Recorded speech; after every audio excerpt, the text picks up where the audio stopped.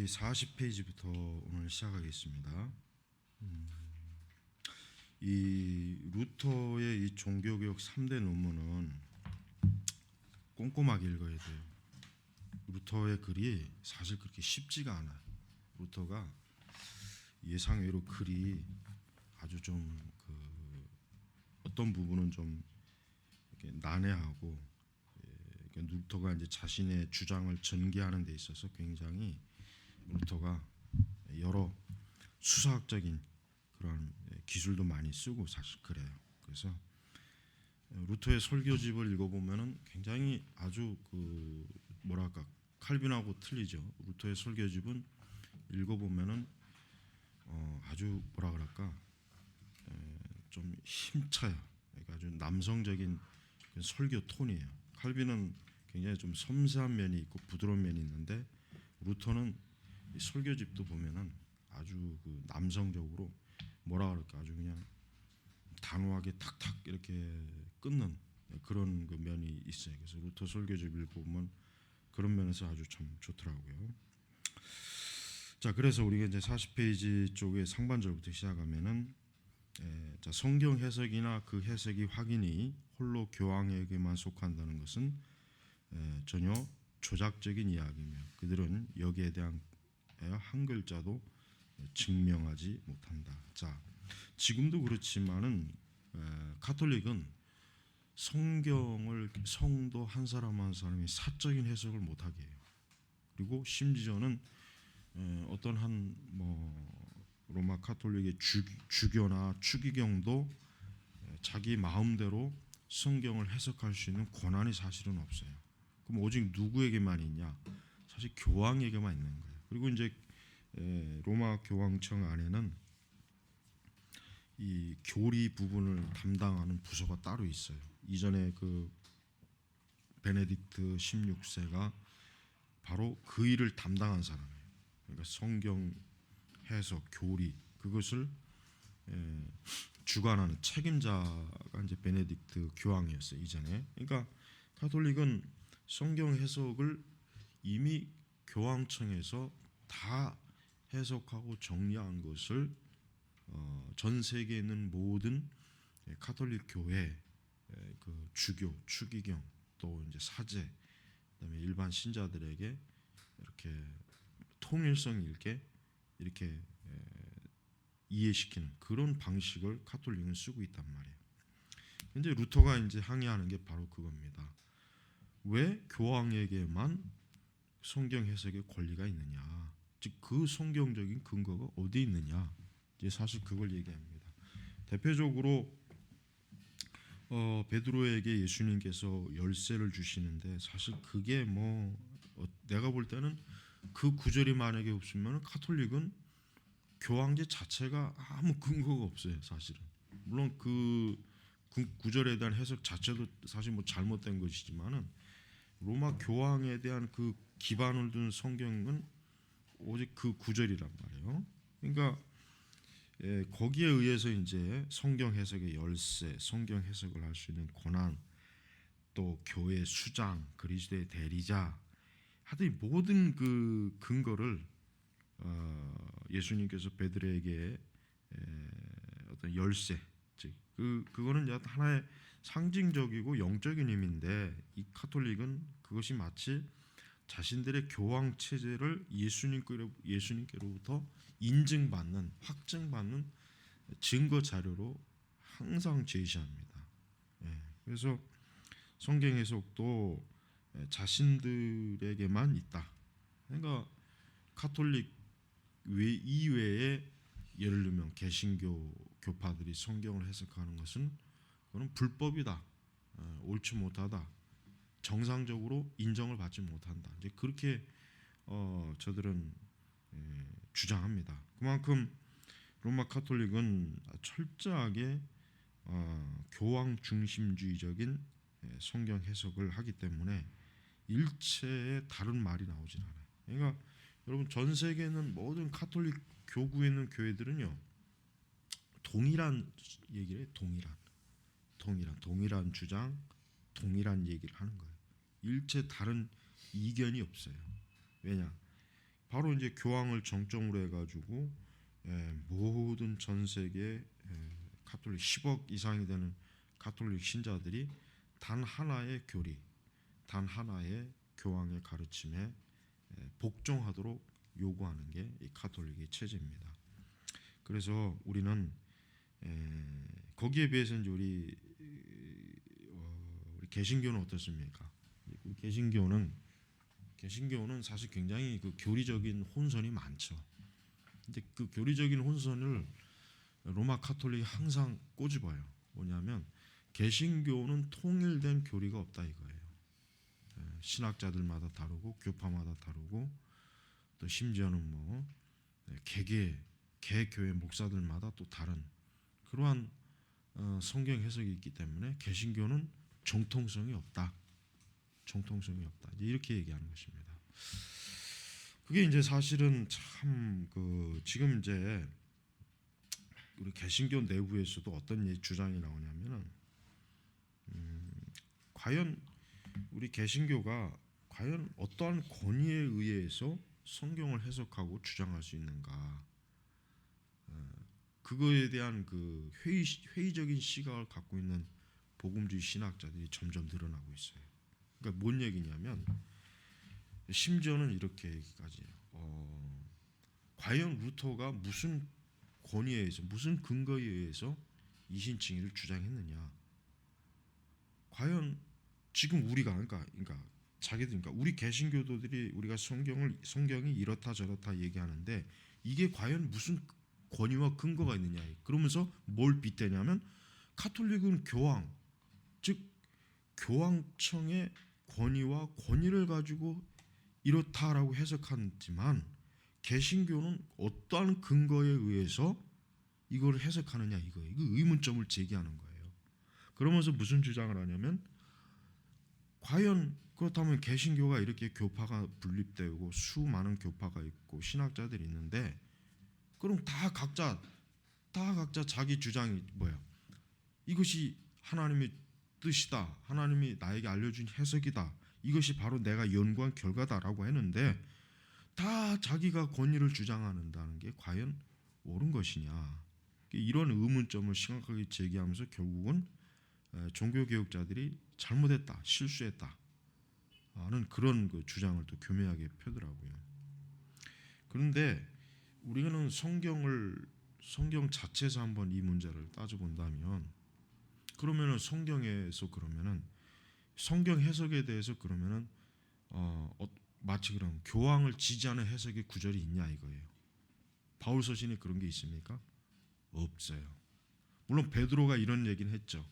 성경을 사서로이 푸는 자들에 대한 경고는 했어요. 그러나 베드로조차도 그렇기 때문에 성경 해석은 아무나 해서 안 된다라는 그런 의미는 말하지 않았단 말이에요. 그렇다면은 우리는 성경의 근거에 결국 신자들 한 사람 한 사람이 어때요? 성경을 해석할 수 있는 자유가 있는 거예요. 권한이 있는 거예요. 권리가 있는 거란 말이에요. 그거를 막으면 안 돼요. 물론 그렇게 해서 부작용이 나타나는 건 있어요. 그러니까 지금 뭐 이단도 있는 것이고 뭐 자유주의 신학도 있는 것이고 여러 신학적 분파들이 있는 건 사실이지만 그러나 우리는 하나의 딱 전제 원리가 뭐냐면 성경은 누구나 다 보고 자기가 그 성경을 해석하고 이해할 수 있는 권리가 있다. 왜? 그걸 누가 줬습니까? 하나님이 주신 거란 말이에요. 하나님께서 특정한 사람만 성경을 해석할 수 있는 권리를 줬다라고 하는 말씀이 성경에는 없습니다. 없기 때문에 우리 개신교는 바로 그 성경 자체의 이해와 해석의 권리를 누구에게? 각 사람에게 다 어떻게 나눠준 거예요. 그래서 우리가 가톨릭의 그 성경 해석 이해에 대해서 우리는 동의할 수 없어요. 받아들일 수 없어요. 왜? 지금 루터가 항의하는 게 그거잖아요. 홀로 교황에게만 속한다는 것은 뭡니까? 전혀 조작적인 이야기며 그들은 여기에 대하여 한 글자도 즉 성경의 뒷받침을 받지 못한다는 얘기예요. 그래서 우리가 하나님의 이 거룩한 말씀을 우리가 생각할 때 우리는 하나님의 말씀을 우리는 모든 사람이 보고 읽고 또 그 말씀을 해석하고 적용할 수 있는 그러한 자유가 있다는 것을 우리 개신교는 종교개혁의 원리로 받아들여야 되고 그걸 굳게 붙잡아야 됩니다. 그렇다고 해서 우리 개신교가 무질서를 조장하는 건 아니에요. 왜냐하면 우리 개신교 자체에도 신학을 연구하는 신학자들이 있고 또 그것을 심의하는 기관들이 있잖아요. 예를 들면 교단, 또 노회, 또 총회 이런 기관들이 있습니다. 그러니까 우리는 성경을 사적으로 잘못 해석한다고 해도 그것을 바로잡아 줄 수 있는 기능이 우리 개신교에 있단 말이에요. 있기 때문에 우리는 그것을 우리가 이제 성경을 모든 사람이 보는 일에 우리가 전혀 문제 삼지 않고 우리는 그것을 얼마든지 허용해야 된다. 이제 그렇게 말하는 것입니다. 자, 계속해서 40페이지 중반 더욱이 그리스도께서 기도하신 것은 베드로를 위해서뿐만 아니고 모든 사도들과 크리스찬들 그리스도인들을 위해서 하신 것이다. 그렇죠. 지금 루터가 주장하는 건 뭐예요? 예수님께서 내 믿음이 떨어지지 않도록 하려고 너를 위해 기도했다는 말씀은 교황에게 즉 베드로에게만 한 것이 아니라 결국은 뭐예요? 모든 성도들에게 하신 것이나 다름이 없다 이거. 마치 이것이 교황이 이것은 베드로에게 했으니까 나에게만 적용되는 거야. 그러니까 내 믿음이 떨어지지 않고 내 믿음이 흔들림 없다는 것은 이 말씀으로 확증할 수 있다는 그 말은 궤변이다. 궤변. 궤변이라는 거예요. 자, 그래서 하반절 보면 그들은 우리 가운데 진실한 신앙, 영, 이해, 그리스도의 말씀과 정신을 가진 경건한 크리스찬이 있다는 것을 어때요? 고백하지 않으면 안 된다. 그러니까 카톨릭이 이제 종교개혁자들에 향해서 종교개혁을 축종하는 자들에 대해서 얘기한 게 뭐야? 너희들은 하나님의 말씀을 해석하고 이해할 수 있는 교황의 권위를 벗어났기 때문에 너희들에게 참된 신앙이 없다. 너희들은 그리스도께로부터 인정받을 수 있는 신앙이 없다. 즉 정통이 아니다 이거예요. 정통. 한마디로 얘기하면 너희 이단이다. 그러나 루터는 그렇지 않다 이거죠. 루터는 왜? 우리에게도 하나님의 말씀을 바르게 이해하고 깨닫고 정말 하나님의 뜻 가운데 경건하게 신앙생활하는 그리스도인들이 있다는 것을 너희들도 인정해야 된다. 그렇게 지금 얘기하는 것입니다. 그래서 계속 그렇다면 왜 우리는 이 사람들의 말과 이해를 거부하고 신앙도 영도 없는 교황을 따라야 하는가? 그렇죠. 교황을 따를 이유가 없다 이거예요. 이것은 모든 신앙과 그리스도의 교회를 부인하는 것이 될 것이다. 더욱이 하나의 거룩한 그리스도를 믿습니다라는 신조의 조용히 할 때면 언제나 바른 것은 교황만이 아니라 만일 그렇지 않다면 로마의 교황을 믿습니다라고 기도함으로써 그리스도의 교회를 한 인간으로 격화시키지 않으면 안 될 것이다. 이것은 악마적이고 흉악한 가오에 지나지 않는다 이것입니다. 자, 그래서 로마 천주교의 핵심은 교황입니다. 교황이 있느냐 없느냐에 따라서 로마 카톨릭은 어때요? 존재하느냐 존재하지 않느냐 그 결정이 되는 것이에요. 하지만 우리가 교황제 발달의 역사를 보면은 뭘 발견할 수 있냐면은 애초에 여러분 이제 우리 카페에도 있지만은 교황 명단이라는 게 있죠. 초대 베드로부터. 그런데 문제는 뭐냐면은 그들이 교황이라고 하는 명칭을 쓴 게 베드로도 그런 명칭을 쓰지 않았지만 베드로 그 다음 사람도 그런 명칭을 쓰지 않았어요. 처음에는 다 뭔가 로마의 주교. 그것이 거의 초기 한 300년에서 400년까지 그렇게 갔단 말이에요. 거의. 그렇다면은 우리가 반론을 펼 수 있는 게 이거예요. 야, 너희들이 교황제가 옳다면 왜 처음부터 교황이라는 말을 쓰지 않고 로마의 주교라는 말을 썼느냐 이거예요. 그러니까 모순이 아니냐 이거. 너희들이 뭐 지금 교황제가 옳다, 응? 뭐 교황 그리스도의 대리자다, 하나님께로부터 예수님께로부터 천국 열쇠를 받은 자다라고 그렇게 한다면 왜 너희들이 처음부터 교황이라는 명칭을 쓰지 않았고 주교라는 명칭을 써서 어느 시점에 와서 교황이라는 명칭을 쓰느냐? 모순이잖아요, 모순. 그러니까 우리는 천주교인들하고 혹 만약에 말할 기회가 된다면 이 교황의 문제에 대해서 꼭 얘기해야 돼. 과연 교황이 무슨 근거를 가지고 교회 어떤 수장이 되느냐 이거예요. 말이 안 된다 이거 말이. 응? 자, 그래서 이제 하반절로 나옵니다. 우리는 이제까지 말해온 모든 말과 다른 모든 본문에 의하여 대담하게 되고 자유롭게 되어 바울이 지칭하는 바 자유의 영이 교황들의 날조를 인하여 위협을 당하도록 해서는 안 된다. 오히려 우리는 대담하게 앞으로 나아가 신앙에 근거한 우리의 성경 해석에 따라 교황들이 행하거나 행하지 않은 모든 것을 시험하지 않으면 안 된다. 그리고 교황들로 하여금 그들의 자신의 해석이 아니라 더 좋은 해석에 따르도록 억지로라도 만들지 않으면 안 된다. 자, 그래요. 지금 루터가 말하는 게 뭡니까? 우리는 교황이 했다고 해서 무조건 이것을 다 지적하지 말고, 우리는 어때요? 그 교황 자체도 뭡니까? 말씀의 시험과 판단을 받아야 된다 이거예요. 교황 자신도 하나님 말씀의 시험 판단을 받지 않는다면 그거는 잘못된 것이다. 심지어는 루터는 지금 억지로라도 만들지 않으면 안 돼요. 억지로라도. 그러니까 굉장히 루터가 이 교황들의 그러한 그 잘못된 부분에 대해서 아주 통렬하게 지금 지적하는 것입니다. 우리는 오늘날 그 개신교 에큐메니컬 집단들이 참 나쁜 집단들이라는 걸 어떻게 알 수 있냐면 그들은 로마 카톨릭의 교황의 잘못된 주장들을 전혀 반박하지 않아요. 예를 들면 베네딕트 16세가 이제 몇 년 전에 카톨릭 외에 다른 개신교회는 교회가 아니다, 정상적인 교회가 아니다라 그랬단 말이에요. 그때 우리 한국에도 그렇지만 에큐메니컬 세력들이 겨우 한다는 표현이 뭐 안타깝다, 왜 교황이 저런 뭐 그런 식의 전부. 그러니까 진짜 한심한 놈들이에요. 나쁜 놈들이에요, 그 놈들.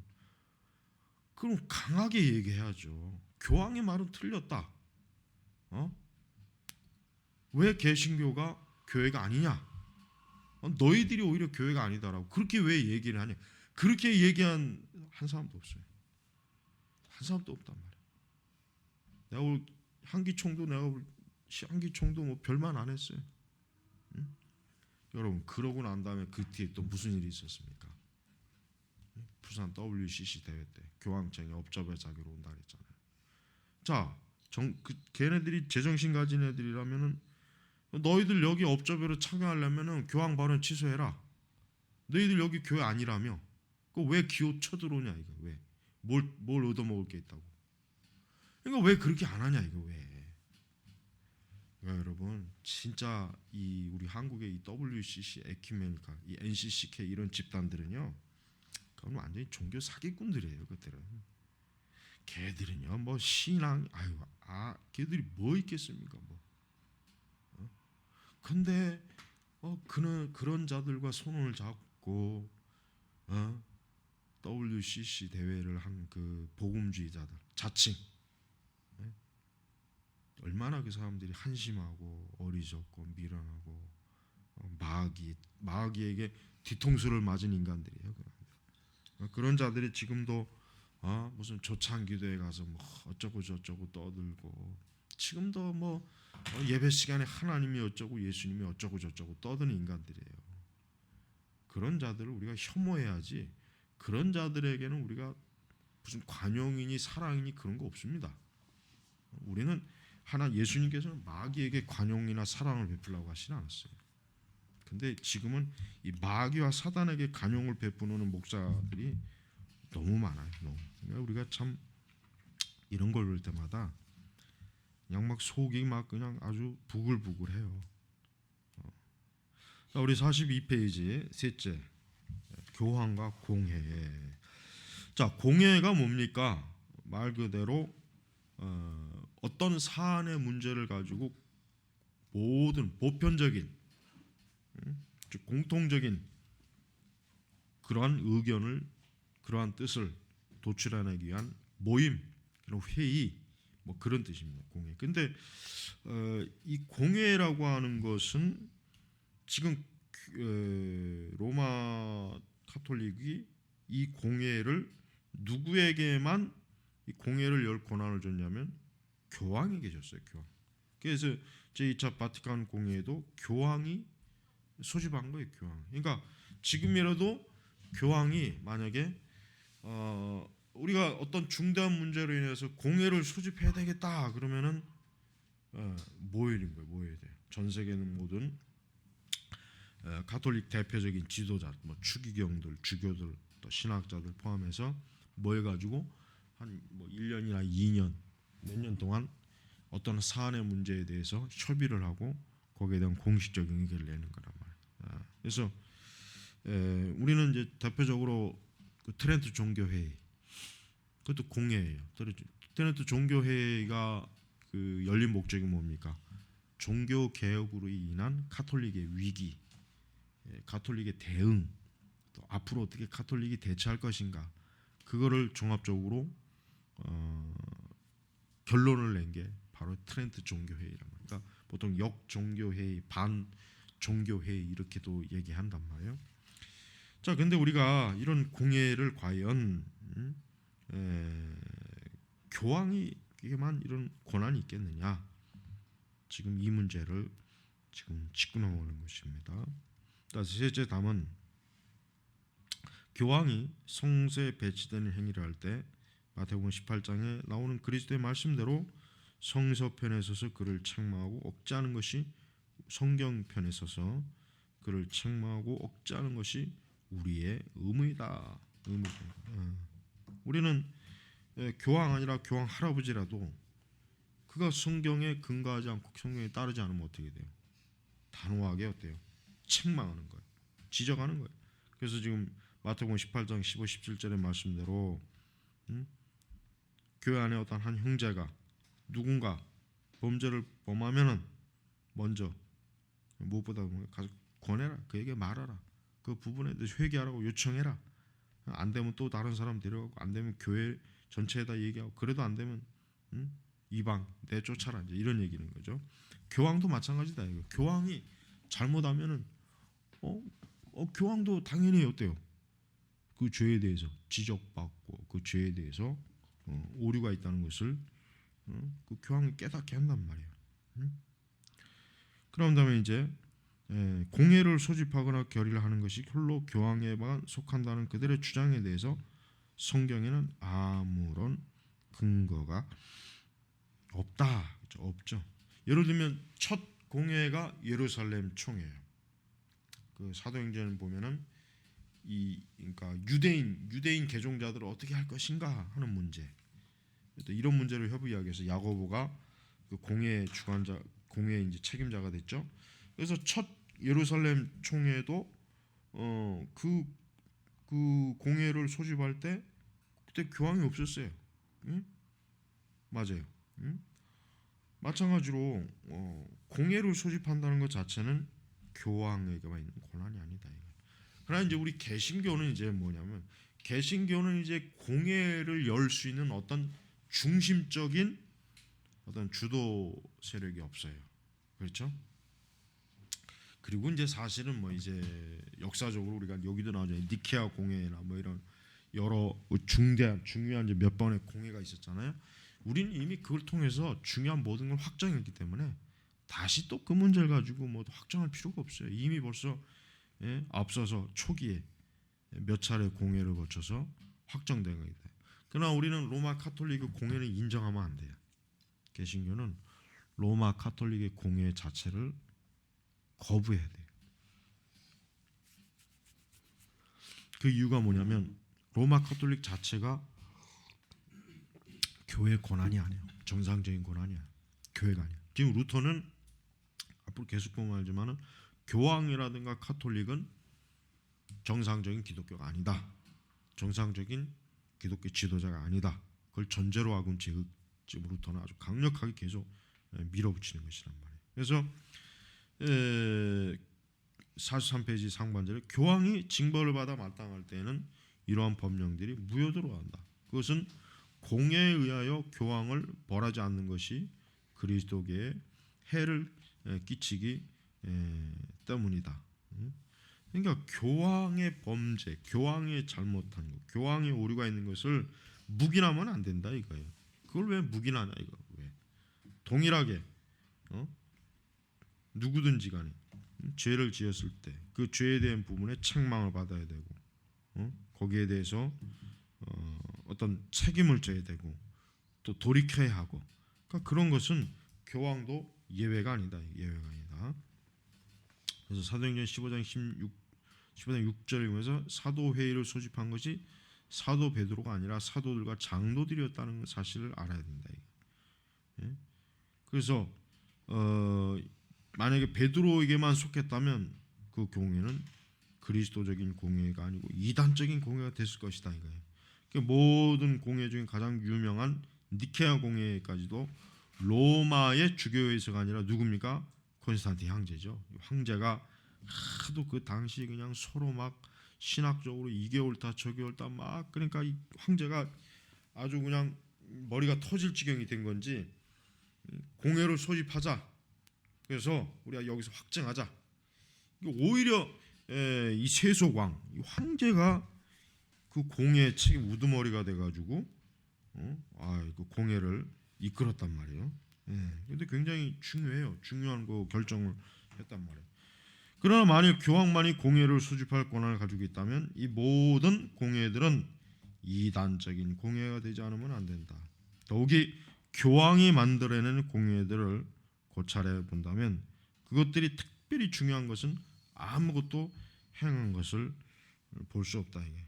그래서 그러므로 필요성이 있고 또 교황이 그리스도에게 꺼리낌이 될 경우에는 소집할 수 있는 처음 사람이 모든 몸이 한 성실한 지체로서 참으로 자유로운 공의를 성립하기 위하여 그 일을 행해야 된다 이거예요. 그리고 루터는 교황에게 집중되어 있는 모든 권력과 권세 자체를 부정해요. 싹 부정해요. 루터의 그 아주 단호함은 거기서 많이 돋보입니다. 돋보여. 그래서 루터는 지금 계속해서 교황이 가지고 있다고 하는 자신의 권리와 권한에 대해서 계속 이의를 제기하면서 그것이 성경적 근거도 없고 또 인간의 이성적인 논리로도 맞지 않는다는 것을 지금 계속 주장하고 있는 것입니다. 자, 44페이지 중반절. 그렇다면 교황청이건 어떤 다른 것이건 간에 죄라고 하는 화제가 일어났을 때 그리스도의 영적 도시에서는 얼마나 더 이와 같이 행하지 않으면 안 되겠느냐. 이와 동일하게 만일 적이 어떤 도시를 공격해 왔다면 먼저 다른 사람들을 깨운 자는 명예와 치사를 받아야 마땅할 것이다. 그렇다면 왜 지옥에서 원수가 나타나는 것을 알리고 크리스천들을 깨울러 불러일으키는 사람들을 물러모으는 사람이 마땅히 영예를 받아서는 안 되는가. 그러니까 로마 카톨릭의 잘못된 것과 거짓된 것을 드러내고 주장하는 자들을 왜 그들이 오히려 욕을 먹고 비난을 받아야 되겠느냐. 오히려 그들이 더 마땅히 명예를 받아야 되는 것이 아니냐. 그걸 빗대서 지금 얘기하는 것입니다. 그래서 우리는 교황이 자신의 마음대로 자신의 제멋대로 공회를 소집하고 하는 것에 대해서 우리는 거기에 우리는 동조하면 안 된다. 동조하지 말고 오히려 우리는 더욱더 하나님의 말씀의 권위에 의해서 우리가 그러니까 권위에 의해서 우리는 따라야 된다. 이제 그런 주장을 지금 하고 있는 것입니다. 자, 45페이지로 넘어갑니다. 45페이지 중반. 비록 기적이 교황을 위하여 현세적인 권력에 대항하여 일어나고 혹은 어떤 사람이 천재를 당한다고 할지라도 이 천재라고 하는 것은 자연재해, 그걸 말하는 거예요. 지금 한자가 없으니까. 저들이 살아가는 종종 일어난다. 천재를 당할지라도. 그러니까 이러한 것은 하나님을 믿는 신앙이 연약함으로는 순전한 악마의 행위로 생각하지만 안 된다. 그리스도께서 마태복음 24장에 예언하기를 내 이름으로 거짓 선지자들과 거짓 예언자들이 와서 표적과 기사를 행하여 택함을 받은 자들까지도 속할 것이다 라고 하셨다. 그리고 바울은 말하길 적그리스도가 사단의 권세를 통하여 거짓된 기사로 힘있게 될 것이다 라고 했다. 그러니까 예수님께서는 이 적그리스도에 대한 그 여러 견고와 여러 하나님의 표징을 말하시는데 바로 교황이 거기에 해당되는 것이 아니니까, 교황이라는 자가 결국은 그리스도께서 미리 이미 선고하시고 심판하시고 예언하신 것들을 거기에 해당되는 것이 교황이라고 하는 것을 지금 바울은 지금 여기서 지금 계속 주장하고 있는 거예요. 그래서 45페이지 하반절. 그러므로 그리스도교의 권위는 그리스도를 거슬려 아무것도 행할 수 없다는 것을 우리는 경지하자, 그러니까 굳게 지키자, 우리가 끝까지 그 방향을 고수하자, 뭐 이런 거죠. 그래서 무엇이나 그리스도를 거슬려 행하는 것은 다 적그리스도와 뭐야? 악마의 권력이다. 근데 바로 이 악마의 권력, 적그리스도의 권력을 누가 행사하고 있습니까? 교황이 지금 행사하고 있다. 이거 교황이. 교황이. 그러니까 우리가 이 교황을 우리가 얼마나 경계해야 되는지에 대해서 우리가 알아야 되는 것입니다. 46페이지 넘어갑니다. 로마 교도들은, 즉 로마 천주 교도들은 모두 우리와 마찬가지로 세속적인 칼에 지배하여 있으며 배움 없이 다만 권위만을 가지고 성서를 해석할 권한은 없다. 그들은 공회를 저지하거나 제멋대로 제한하거나 속박하거나 또는 공회의 자유를 빼앗을 권위가 전혀 없다. 오히려 만일 이렇게 행한다면 그들은 실로 적그리스도와 악마의 무리이며 그리스도에 대해서는 그 이름 외에 전혀 아무것도 가지고 있지 않을 것이다. 그러니까 로마 천주교들 또 교황권에 있다, 속했다 해서 세속 법의 지배를 받지 않고 지 멋대로 법을 어기거나 또 어떤 권위만을 가지고 성경을 바르게 알고 있는 사람이 아니면서 나는 교황이다, 나는 추기경이다, 이런 권위를 가지고 성서를 해석할 권한은 없다 이거예요. 배움이 없이. 그러니까 또한 그들은 공회를 저지하거나 제멋대로 제하거나 속박하거나 공회의 자유를 그러니까 공회의 공의회, 즉 모든 기독교가 하나의 결론을 도출하기 위해서 모이는 이런 회의 때 교황이 자기 마음대로 공회를 열어라 말아라, 그걸 거부한다 이렇게 할 권리가 없다 이거예요. 권리가 없다. 그래서 우리가 바울은 아니 지금 루터는 카톨릭 교황이 가지고 있는 권한의 중요한 핵심적인 부분들에 대해서 그 교황은 거기에 전혀 권위와 근거가 없기 때문에 우리는 그 교황이 말하는 대로 따르지 말고 오히려 교황도 객관적인 진리의 말씀을 따르라, 순종하라. 지금 이렇게 지금 바울이 요구하는, 루터는 이걸 지금 요구하는 것입니다. 그래서 루터는 독일 크리스찬들에게 뭘 지금 상기시키냐면 교황제라고 하는 것 자체 부당성, 교황제 자체 부당성에 대해서 아주 심각하게 얘기하는 것이에요. 잠깐 좀 쉬고 47페이지 공회에서 논의되어야 할 악폐. 자, 이제는 루터가 어떻게 지금 주장을 전개하냐면 공회에서 이제는 좀 논의해야 될 것들을 고찰하자. 즉 뭔 얘기냐면 이젠 전 교회가 이제는 좀 다뤄야 될 심각한 악폐. 그러니까 공회가 결국은 뭐예요? 공회라고 하는 것은 교회가 전 교회, 그러니까 전체 교회가 모여가지고 교회의 문제를 처리하는 게 공회예요. 그러니까 굉장히 중요하죠. 그래서 이제 루터는 뭘 끄집어내냐면 교황들과 추기경들과 모든 학자들이 그리스도와 그의 교회를 사랑한다면 당연히 밤낮으로 전심해야 할 일들이다. 그러나 만약 그들이 이 의무를 도외시한다면 파문과 위협에 개의치 말고 평신도들과 세속 당국자에게 이 일을 하게 하라. 그러니까 지금 루터는 계속해서 어떠한 지금 압력을 놓고 있냐면 더 이상 교황, 추기경, 로마 천주교 교황청이 자신들 멋대로 비성경적인 온갖 악패들을 더 이상 용납하지 말고 이 문제를 공회에서 끄집어내 갖고 다루자 이거예요. 그리고 그런데 만약에 추기경들과 로마 이 교황들이 어떻게 합니까? 만약에 너희들이 이런 식으로 교황의 권위를 위협하면은 너희들 파문하겠다 이렇게 위협한단 말이에요. 파문이라는 게 뭐예요? 파문. 중세 시대 사람들이 제일 무서워한 게 파문이에요. 왕이나 귀족들도 파문을 무서워했어요. 파문이라는 게 뭡니까? 영원히 그리스도에게서 하나님 나라에서 교회에서 쫓아내는 거예요. 그러니까 그 사람은 죽으면 어디 갑니까? 지옥에 가는 거란 말이에요. 그러니까 로마 중세 시대 때 교황들이 가장 무서운 무기가 뭐냐? 파문을 써먹는 거예요. 만약에 왕이 말을 안 들으면 어떻게 합니까? 파문을 버리는 거예요. 그게 제일 무서운 그 형벌, 범죄로, 그러니까 제일 무서운 그 처벌로 그렇게 이제 사용해 먹었습니다. 하지만 루터는 그런 거에 개의치 말아라 이거예요. 왜? 하나의 부정한 파문은 10가지의 바른 사면보다 나으며 하나의 부정한 사면은 10가지의 바른 파문보다 못하기 때문이다 이거예요. 그러니까 애초부터 저들이 파문하는 파문 자체가 권위가 없다 이거예요.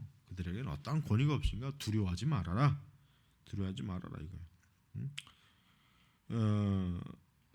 그러므로 살아가는 독일 사람들이요. 여기에서 이제 루터가 어떻게 독일 민족의 민족 감정을 지금 자극하는 거예요. 왜? 우리가 왜 독일 사람이 왜 저 이탈리아의 저 허접한 교황과 저들에게 우리가 이렇게 억압을 당해야 되느냐?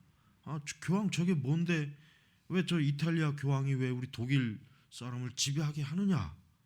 루터가 굉장히 아주 진짜 정말 뭐라 그럴까 까놓고 얘기하는 거예요 이게 지금. 그러니까 사실 이런 얘기를 독일 사람들이 굉장히 자존심이 강하단 말이에요.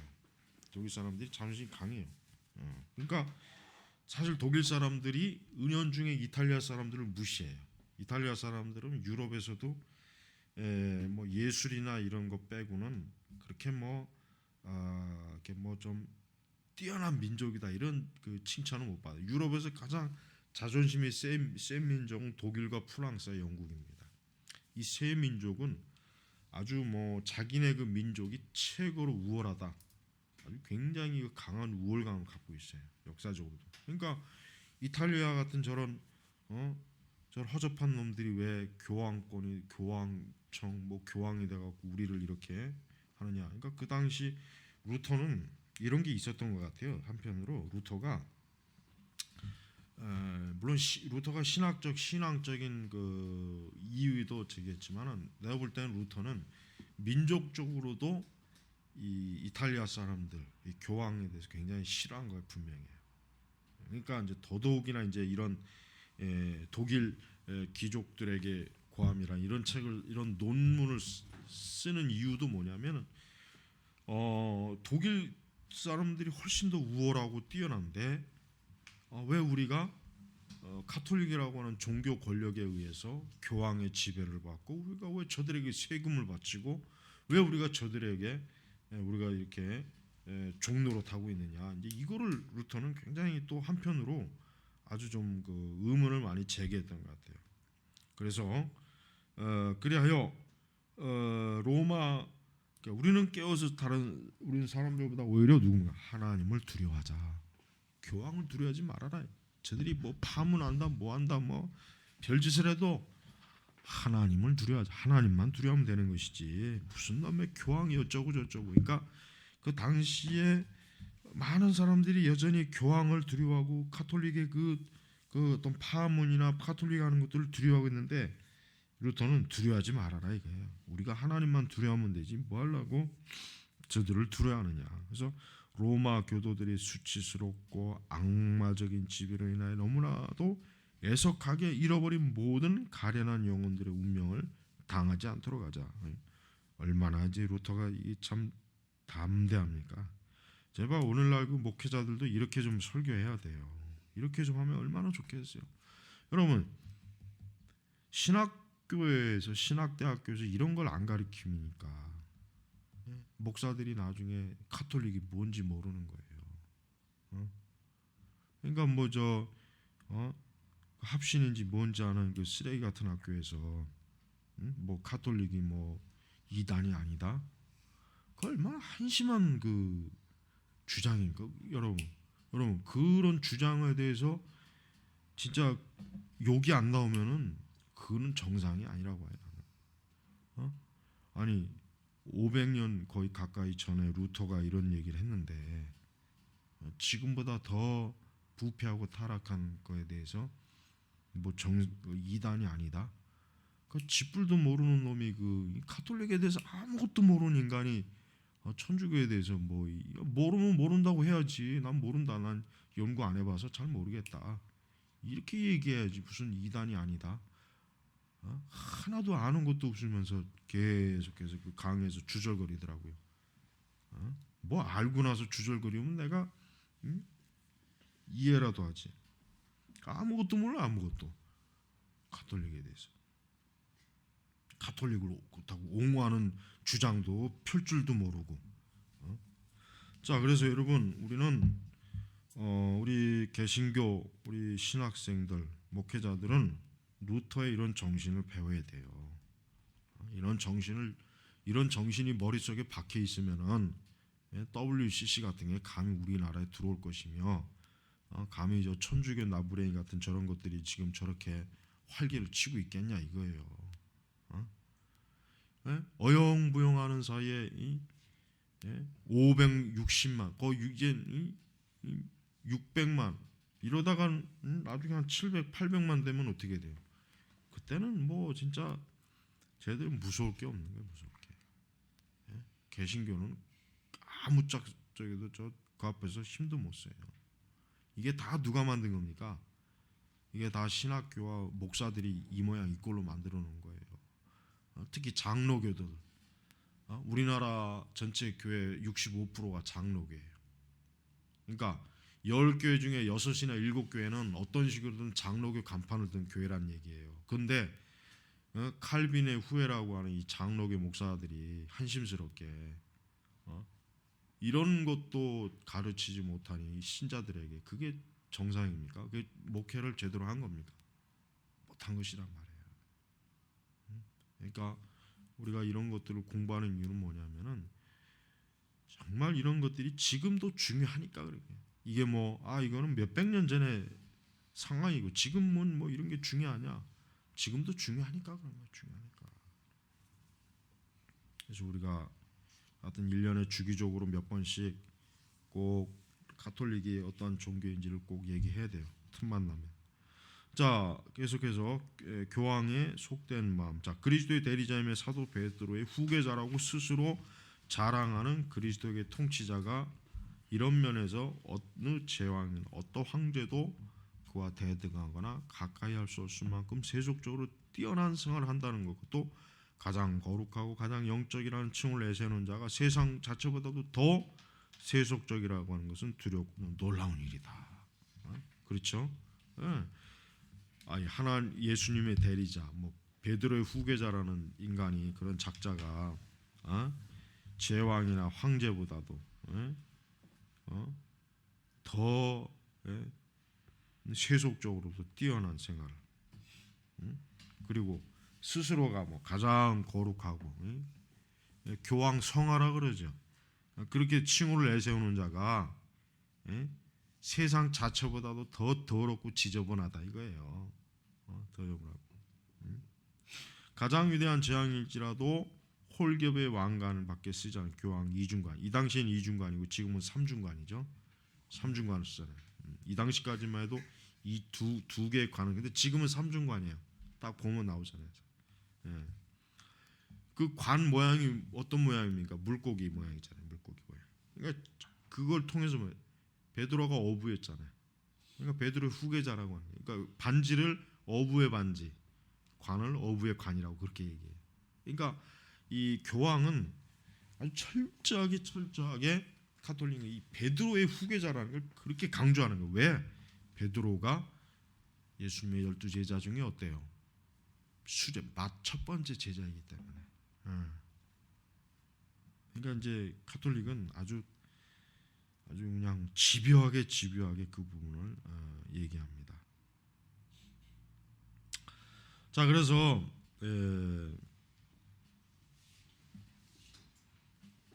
중반, 왜냐하면 우리 하나님께서는 교황을 용납하지 않기 때문이다. 사실 그의 직무는 그리스도 교계를 위하여 날마다 울고 기도하는 일과 모든 겸손의 본을 세우는 일 외에는 아무것도 아니다 이거예요.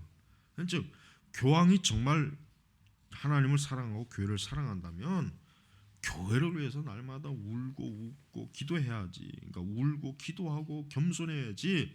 그렇게 화려한 관을 쓰고 화려한 의복을 입고 사치, 방탕, 간음, 음란, 사생아 출생, 권력을 탐하는 이런 온갖 더러운 짓을 하고 있겠냐. 그러니까 하나님께서 과연 교황을 인정하겠냐 이거예요. 자, 교황의 이러한 허식은 하나의 죄이며 교황은 자신의 영혼 구원을 위하여 이러한 허식을 버리지 않으면 안 된다. 맞아요. 교황 너 자신의 구원을 위해서라도 너 그거 버려야 된다. 너 그 죄를 정리해야 된다 이거예요. 만약에 오늘날 바울이 있었으면은 저 교황은 아마 바울에게 뒤지게 맞을 것 같아. 내가 같아. 아마 거의 죽을 것 같아. 바울이 얼마나 무서운 사람입니까? 베드로가 외식했다고 해가지고 그냥 그 앞에서 막 호되게 꾸짖었잖아요. 그러니 교황이 지가 베드로의 후계자예요, 그리스도의 대리자 그러면 바울 선생 같은 사람이 이 교황을 앞에 두면 어떻게 될 것 같아?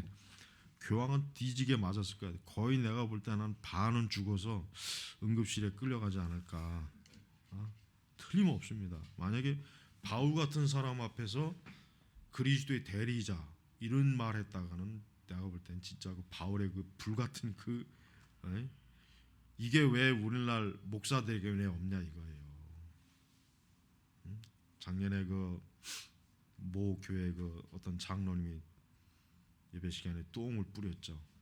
난 참 그분이 진짜 존경스러워요. 난 진짜 그분이 진짜 그 장로님이 너무 존경스러워요. 왜 우리는 저렇게 못할까? 우리도 가가지고 그 새 예배당에다 그냥 똥을 잔뜩 뿌려가지고. 맞아요. 난 그거 하나님께서 시키신이라고 나는 확신합니다. 정말이에요. 그거 하나님 시키신, 하나님이 하신, 그 예수님이 하신 일이에요.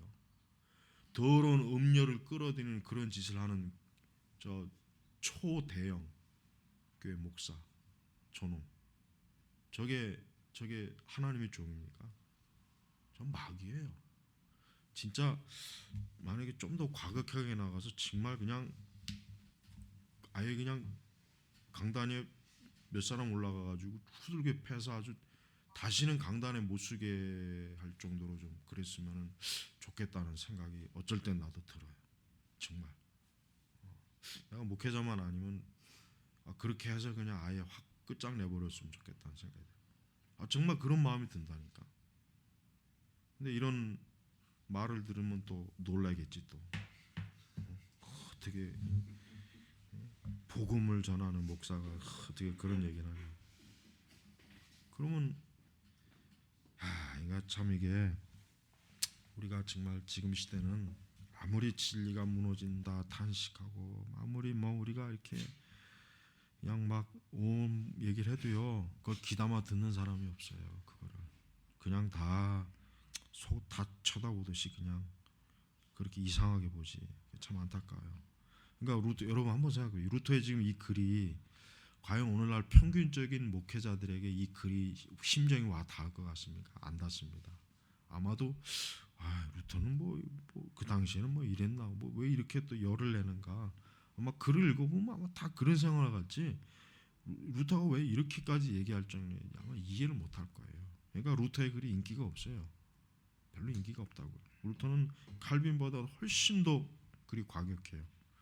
칼빈도 굉장히 과격한데 루터는 훨씬 더 글을 보면 굉장히 단호해요. 루터의 글은. 그래서 루터의 글은 참 남성적이라 참 마음에 들어요. 아주.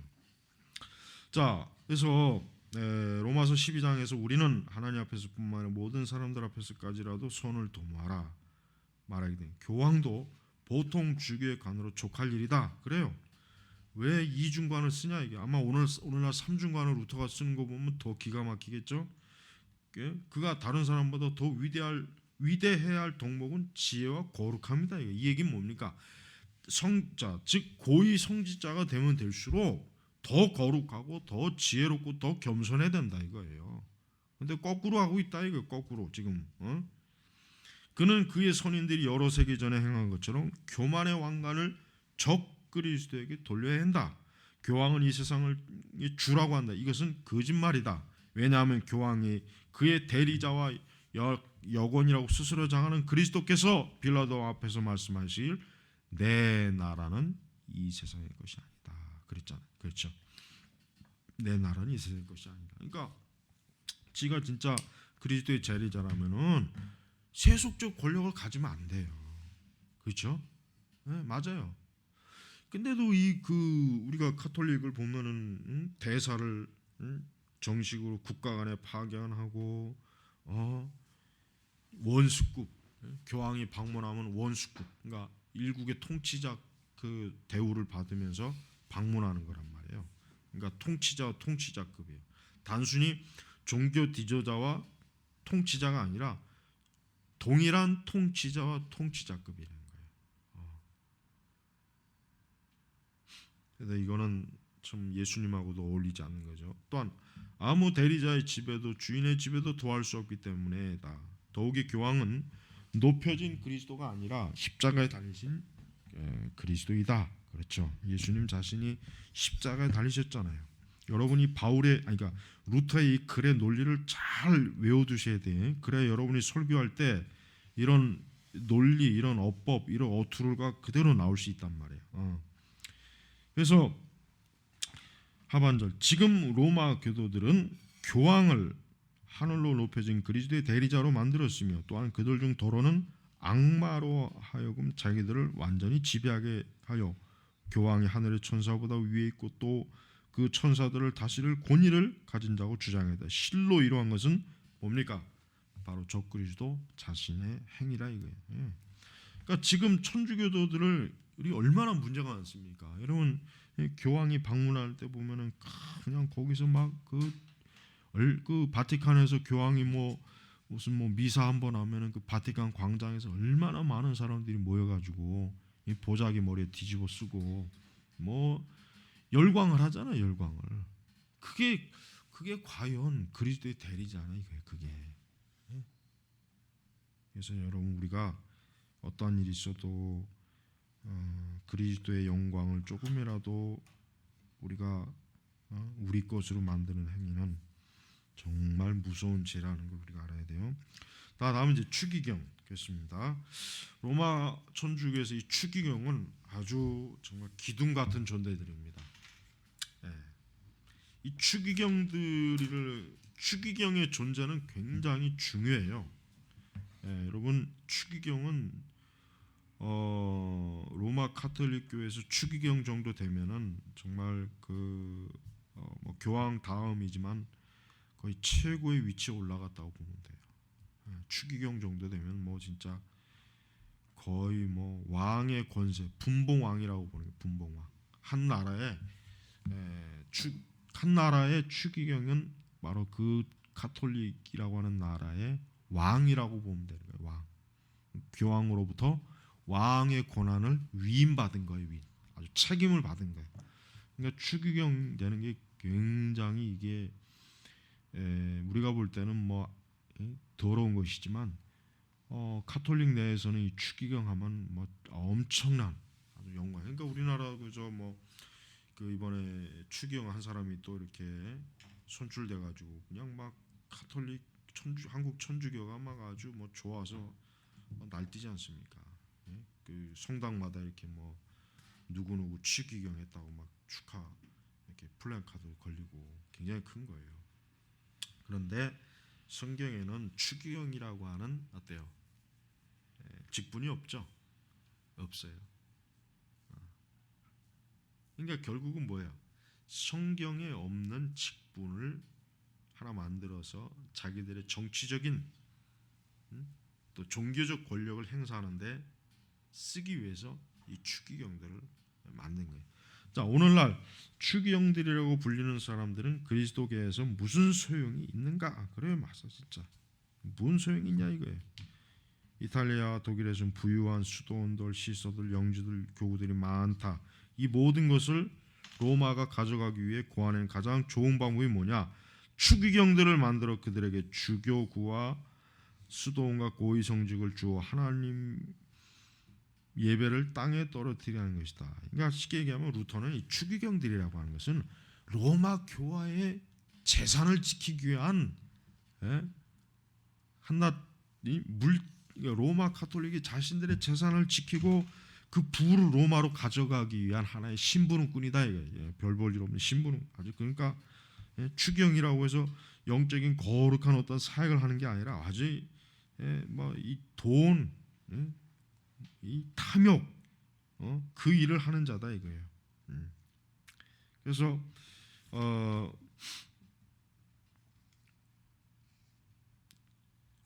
50페이지 넘어가면은 우리가 상반절 추기경들은 뭐라면 이제 이태리를 완전히 빨아먹기 때문에 어때요? 독일로 와서 매우 점잖게 시작하고 있다.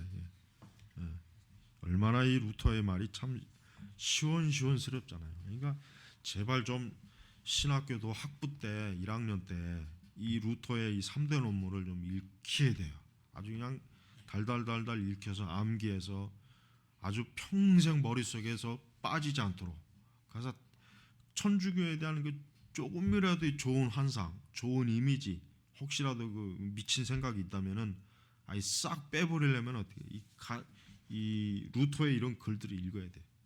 이런 걸 읽어야 다시는 그 이제 로마 천주교에 대해서 조금이라도 이상한 짓 하는 그런데 들어가자.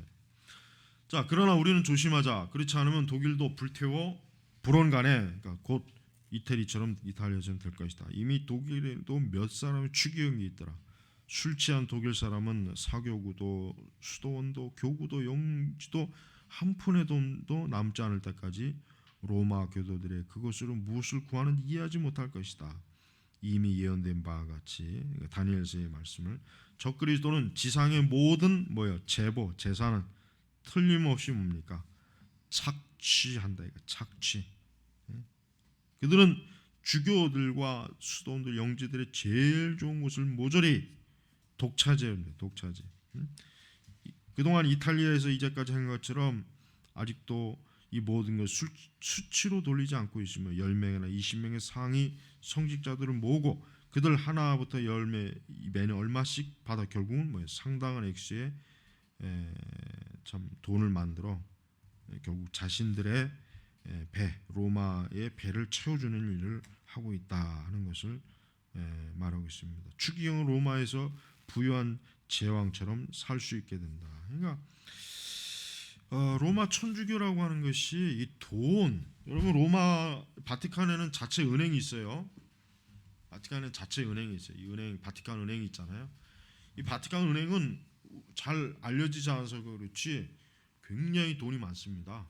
미국의 그 웬만한 그 금융가보다도 그러니까 전 세계 그 금융 당국하고 바티칸하고의 거래도 굉장히 많아요. 굉장히 많아요. 미국의 그 뉴욕 증권가 이런 거래에서 이 바티칸과의 거래를 굉장히 중요하게 여긴단 말이에요. 그만큼 그러니까 옛날에 그러니까 이제 이제 이런 음모론 쪽에서 이제 많이 얘기하는 게 이제 바티칸의 은행과의 그 거래, 그런 검은 돈 거래, 돈 세탁 이런 것들 그런 얘기들도 많이 나와요. 그만큼 로마 교황청은 어때요? 자체적으로 돈이 많기 때문에 그 돈을 어떻게 합니까? 또 투자, 투자합니다. 투자해서 수익을 얻고, 그래서 로마 가톨릭은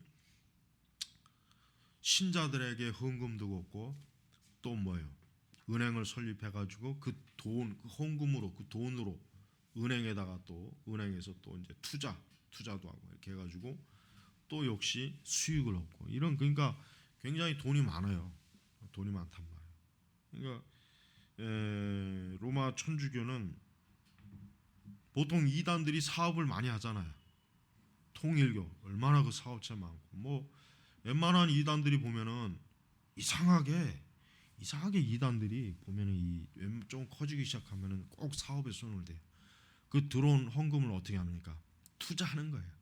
아니 뭐 공장을 세운다든가 주식에 투자한다든가 아니면 자기들 신자들을 이용해가지고 어떤 기업을 만들어가지고 거기에서 이제 이익을 그러니까 그런 일들을 많이 하더라고요. 왜냐? 그렇게 해야 결속력이 좋거든. 왜? 다 자기 이익이 걸린 거니까. 그러니까 이단들이 사업을 하는 이유가 그거예요. 결속력.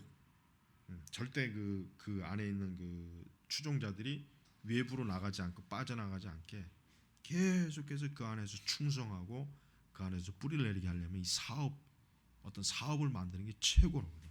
그러니까 통일교가 그걸 가장 먼저 잘했어요. 그래서 통일교 같은 경우는 지금 엄청나게 재산이 많잖아요. 미국도 그렇고 일본에도 그렇고 우리나라도 그렇고 이제 통일교라고 하는 그걸 뭐 드러내지 않지만은 사실 통일교 관련 통일교의 자본을 상당히 많이 가지고 있는 기업들이 많아요. 주식 투자를 통해서 소유된 굉장히 많단 말이에요. 그러니 그 돈 가지고 뭐 하겠습니까? 계속해서 통일교의 조직을 유지하는데 계속 쓰는 거예요. 그러면 계속해서 또 자기들 통일교의 언론이라든가 어떤 중요한 인물들을 뭐 이렇게 매수하고 또 그 어떤 그런 것들을 좀 자기들에게 유리하게 하는 그런 것들을 다 그런데 다 이제 돈이 또 소비가 되고 그런 거란 말이에요. 그래서 로마 가톨릭도 하여튼 이런 그런 그 겉으로 보기에는 이제 그 종교적인 그런 부분이 많지만 그러나 또 한편으로 여기도 굉장히 돈과 관련된 일들이 많다는 걸 우리가 알아야 돼요. 굉장히 많이 있어요. 그래서 우리가 이런 부분에 대해서도 딱 본다면 우리가 성경에 과연 교회가 여러분 장사하는 걸 성경에 근거가 있습니까? 어떤 사업체를 만들려는 근거가 없잖아요. 없단 말이에요. 그러니까 여기서 말하는 것은 교회가 어떤 이익과 수단을 얻기 위해서 세속적인 방식과 경영으로 어떤 그러니까 전혀 선교나 전도도 아니고 순전히 예를 들면 어떤 교회가 크니까 이제 우리 이제 뭐 생수 공장을 하나 만들자. 가지고 생수를 뭐 복음 생수 아니면 그렇게 이름을 적었고 가지고 우리 기업을 하나 세워보자. 이건 교회가 할 일이 아니잖아요. 아니란 말이에요.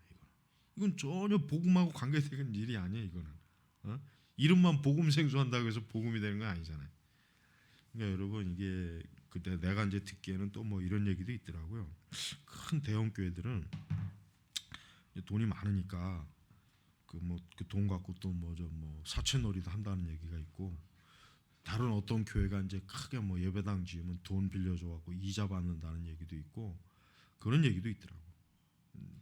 그게 이제 이게 그냥 얘기가 아니라 실제로 있어요. 이런 일이.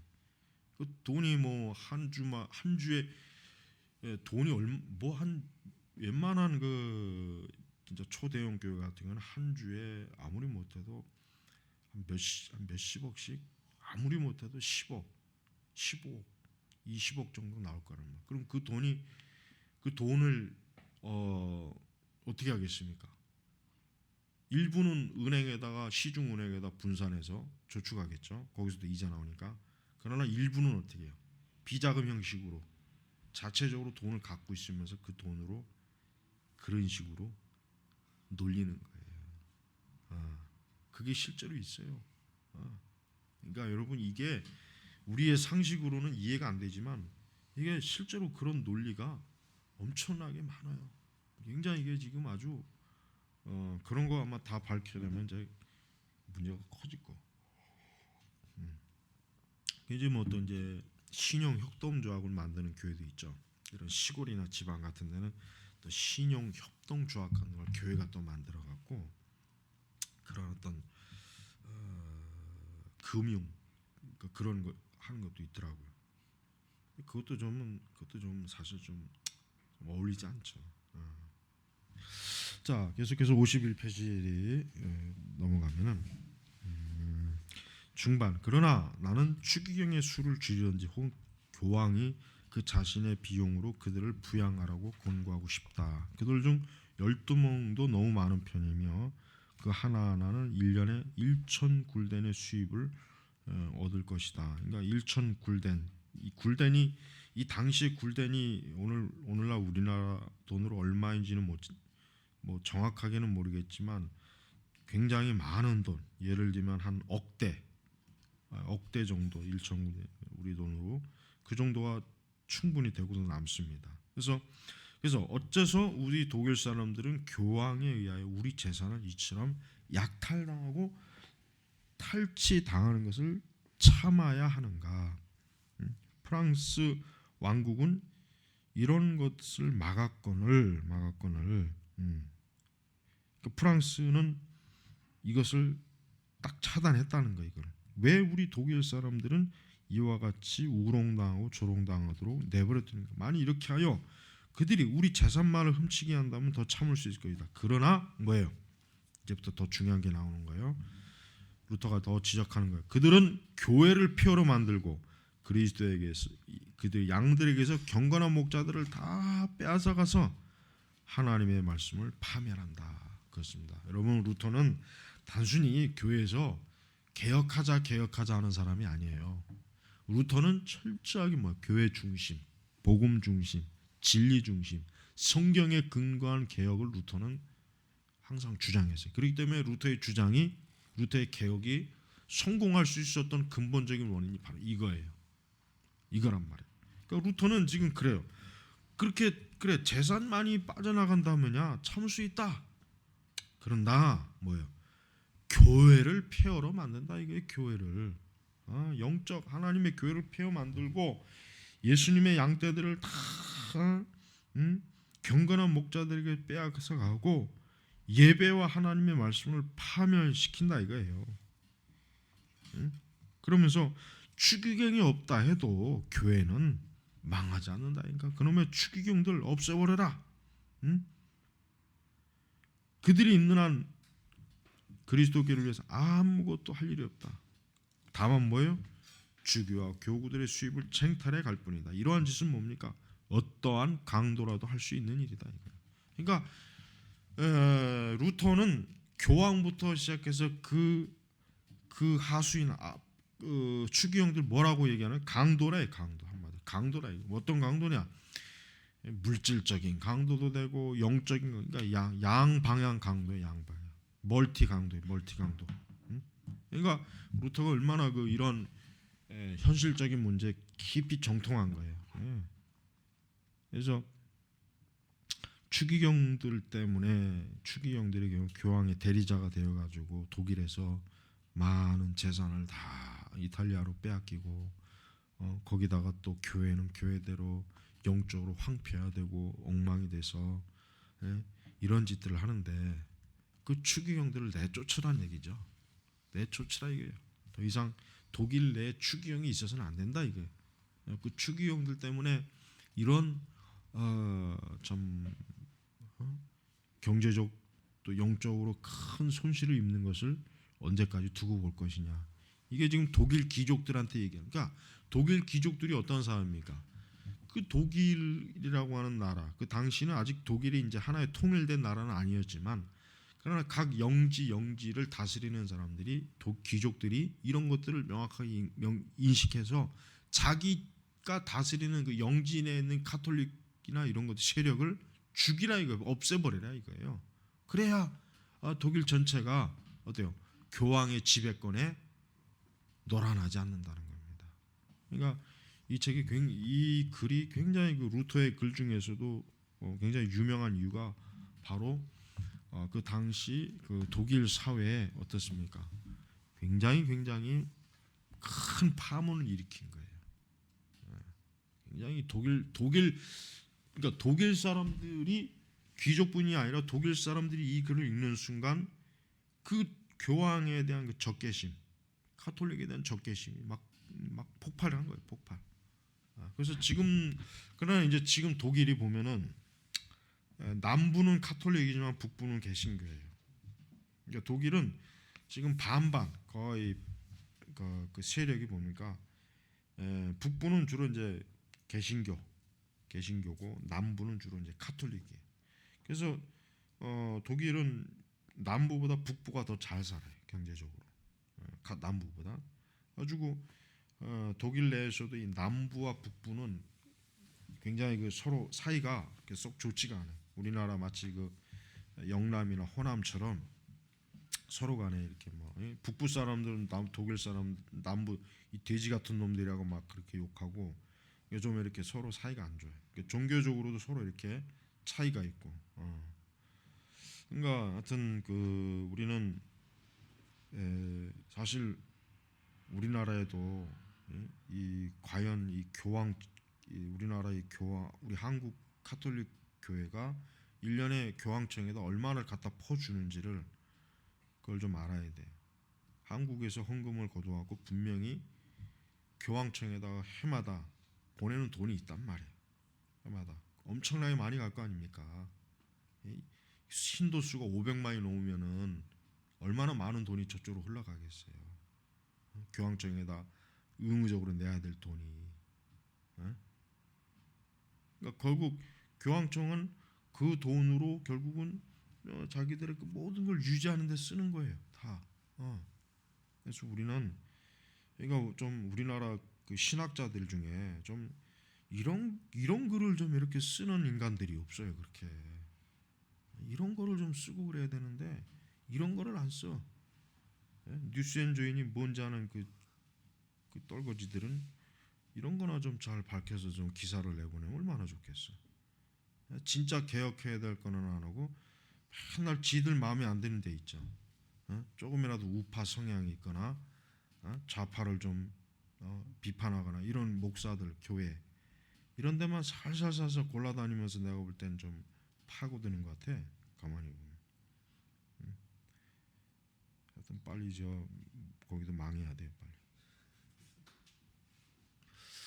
자, 우리 이제 교황청 거기로 이제 갑시다. 이제 루터가 아주 더 이제 집요하게 지금 계속해서 지금 아주 파고들어요.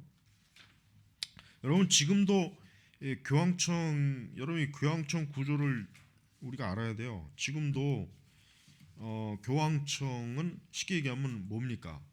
정부입니다. 정부. 지금도 로마 카톨릭 바티칸시에 있는 교황청 내에는 교황청에서 일하는 공무원들, 그 직원들이 많이 있어요. 그러니까 하나의 정부이기 때문에 어쨌든 작은 규모지만 정부이기 때문에 그 안에는 각 부서가 있고 각 부가 있고 그 부에 속한 여러 과가 있고 여러 그 밑에 그 일하는 여러 부서들이 많이 있습니다. 그래서 그만큼 교황청은 그 안에 상당히 여러 조직들이 있어서 어떤 국가적인 그런 움직임으로 움직이고 있어요. 그러니까 루터 시대 때에도 이 교황청은 굉장히 그 여러 그 당시 유럽 전역을 이 교황청이 어떤 교황권을 행사하기 때문에 역시 이때에도 굉장히 큰 여러 많은 사람들이 이 안에서 활동을 하는 것은 틀림이 없는 것입니다. 자, 교황청 궁정은 강대에서 100중 99이 없어지고 단 하나만 남들할지라도 여전히 그 궁정은 신앙 문제에 있어서 결정을 내리는데 충분하다. 그러나 지금 로마에는 이와 같이 해충떼들이 있어서 자기들은 교황과 같고 바벨론에는 이런 것이 전혀 없었다고 모두 자랑한다. 교황의 비서들만 해도 3,000명 이상이나 된다. 얼마나 많아요.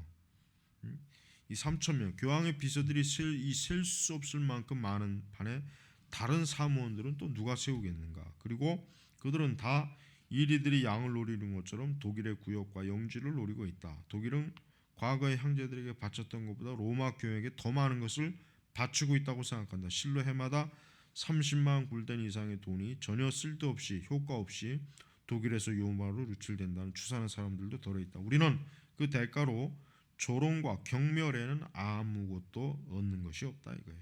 그러니까 그렇게 많은 돈을 이렇게 참 갖다 바쳐도 이 저들이 우리 독일을 어떻게 보느냐 이거예요. 독일을 여전히 천대하고 야만스럽게 보고 자신들의 그저 그 돈줄이나 빼내는 그런 보로 본다 이거죠. 그러니까 루터가 굉장히 지금 아주 막 열을 내고 있어요. 아주 그냥 참 이런 부분에 대해서 이런 불의에 대해서 그러면서 제후들, 귀족들, 도시, 기본재산, 나라 백성 궁핍이 되는 것을 이상하게 여긴다. 오히려 우리는 아직까지 먹을 것이 무엇인가 남아있는 것이 이상하게 여기지 않아요. 그러니까 그만큼 뭐예요?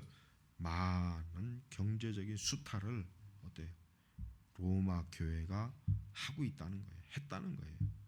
그러니까 루터가 이런 것 때문에 지금 엄청난 어때요? 참 분노하고 있는 거예요.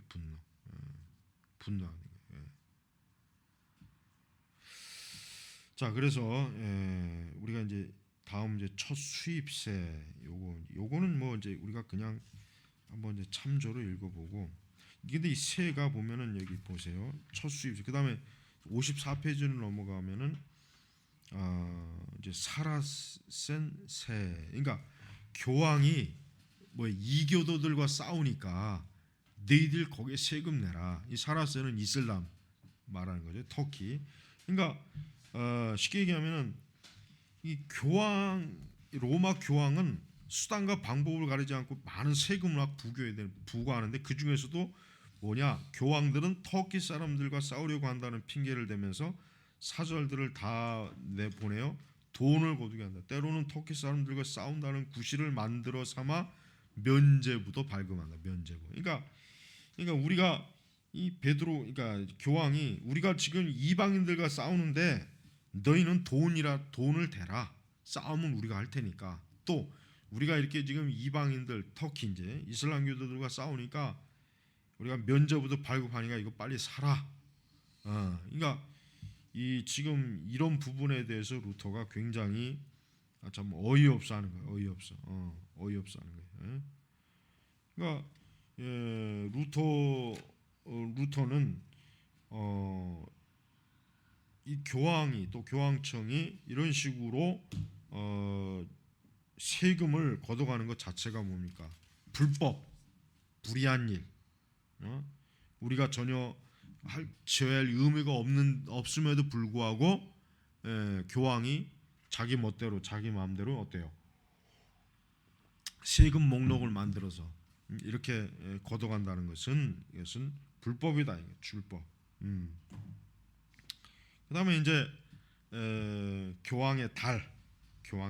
자 그리고 1년이 교황과 지도적인 주교들과 교단 위원들 사이에 분할되어 있으므로 교황은 1년에 격열관으로 6개월을 차지하며 자기 달에 비는 성록역은 대여할 수 있다. 이렇게 하여 거의 모든 성록령이 로마에 흡수되어 특히 최상의 교구령과 요직들이 그렇게 된다. 자, 이게 뭔 얘기냐면 그러니까 교황은 자기가 원하는 대로 그러니까 자기가 필요로 하는 대로 어떤 자리를 만들고 또 자기가 원하는 대로 세금을 부과하고 이런 것들이 교황이 거의 누구의 제재도 받지 않고 어때요? 그걸 마구잡이를 하는 거예요. 그러니까 교황은 자기가 원하는 대로 자기가 가지고 있는 특권을 가지고 뭡니까? 어떤 무슨 짓이든지 할 수 있는 그러한 준비가 돼 있고 그러한 짓들을 하고 있는 거예요. 그러니까 실제로 지금 이 글에 있어서는 그 당시 로마 카톨릭의 내부적 부패를 루터가 아주 중요한 것들만 싹 끄집어내 갖고 지금 정리하고 있다는 것을 우리가 알면 되겠습니다. 그래서 56페이지 하반절. 그러나 지금은 탐욕과 강도의 소굴이 되어 있는 로마 교황청은 모든 성록 영이 하나씩 차례로 교황의 달에 의하여 그의 권한으로 들어올 때를 기다리지 못하고 충족할 줄 모르는 욕구로 모든 성록 영의 재산을 가능한 속히 얻으려고 서두르고 있다. 그리하여 첫 수입세와 교황의 달 위에는 성록 영과 구교령들이 세 가지 방법으로 로마로 넘어게 하는 계책을 다음같이 권했다. 그래서 첫째, 둘째, 셋째 이렇게 지금 내고 있습니다. 이 부분은 이제 다음 여러분이 한번 쭉 읽어 보고 다음에는 요거 그냥 핵심만 지나가고 그 다음 과로 넘어가겠습니다. 기도하겠습니다. 아버지 하나님, 오늘날 로마 천주교가 여전히 왕성하게 강성하게 활동하고 있습니다.